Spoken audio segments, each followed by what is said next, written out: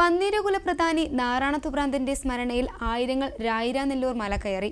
തുലാം 1-ന് മലമുകളിൽ വെച്ച് നാരായണത്തുഭ്രാന്തന് ദുർഗാദേവി ദർശനം നൽകി എന്ന ഐതിഹ്യ പെരുമയിലാണ് എല്ലാ വർഷവും വിശ്വാസികൾ മല കയറുന്നത്. പുലർച്ചെ മുതൽ തന്നെ മല കയറാൻ വിശ്വാസികളുടെ തിരക്ക് അനുഭവപ്പെട്ടു.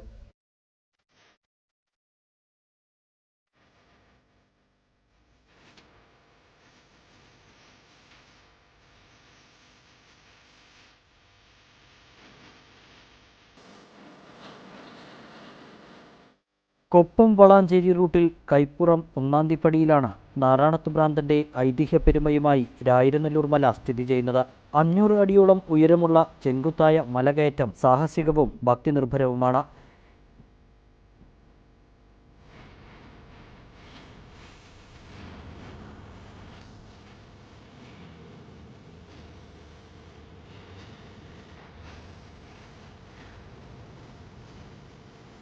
ഇന്ന് വന്നതിൽ എനിക്ക് ഭയങ്കര തൃപ്തിയുണ്ട്. കാരണം ഒരു ഫുൾ നല്ല തിരക്കായിരുന്നു, പ്രതീക്ഷിക്കാത്ത തിരക്കായിരുന്നു നടക്കി.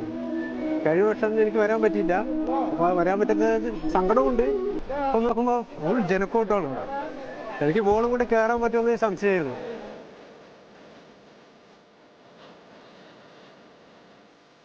കുട്ടിക്കാലത്ത് വേദം പഠിക്കാനായി തിരുവേഗപ്പുറയിൽ എത്തിയ നാരായണത്തുഭ്രാന്തൻ ഇവിടെ അടുത്തുള്ള രായിരനെല്ലൂർ മലയടിവാരത്തേക്ക് ചെന്ന് നേരം പ്രഭാതമായാൽ അവിടെ കിടക്കുന്ന വലിയ പാറക്കഷ്ണങ്ങൾ ഉരുട്ടി വളരെയധികം കഷ്ടപ്പെട്ട് മലയുടെ ഏറ്റവും മുകളിലെത്തിച്ചതിനു ശേഷം പാറയെ താഴേക്ക് ഉരുട്ടിവിട്ട് കൈകൊട്ടി ചിരിച്ച് സന്തോഷിക്കുകയും ചെയ്തിരുന്നു.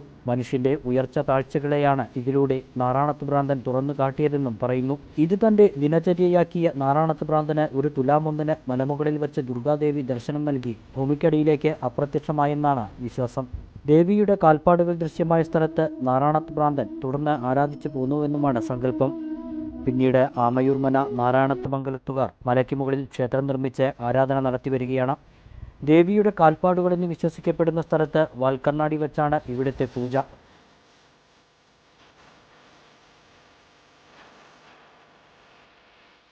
നാരായണത്തുഭ്രാന്തൻ ശ്രീ ദ്വാദശാക്ഷരി ട്രസ്റ്റിന്റെ നേതൃത്വത്തിലാണ് ക്ഷേത്രത്തിലെ പ്രവർത്തനങ്ങൾ നടക്കുന്നത്.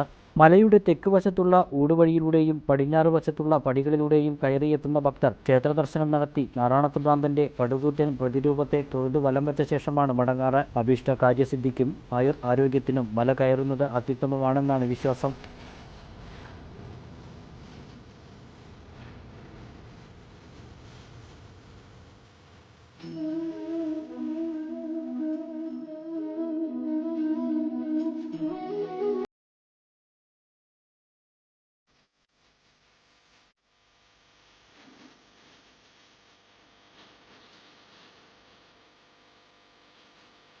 കഴിഞ്ഞ 2 വർഷവും കോവിഡിനെ തുടർന്ന് മലകയറ്റത്തിന് നിയന്ത്രണമുണ്ടായിരുന്നു. എന്നാൽ ഇത്തവണ വിശ്വാസികൾ പുലർച്ചെ മുതൽ തന്നെ മല കയറാൻ എത്തിത്തുടങ്ങി. വിശ്വാസികൾക്ക് കുടിവെള്ളം ഉൾപ്പെടെയുള്ള സൗകര്യങ്ങളും ഒരുക്കിയിരുന്നു. ആരോഗ്യവകുപ്പിന്റെ സേവനവും ഉണ്ടായി. ക്രമസമാധാന പാലനത്തിനായി ഷൊർണൂർ ഡിവൈഎസ്പി വി സുരേഷിന്റെ നേതൃത്വത്തിൽ 150ഓളം പോലീസുകാരെ നിയോഗിച്ചിരുന്നു. അഗ്നിശമന സേനയുടെ സേവനവും സജ്ജമാക്കിയിരുന്നു.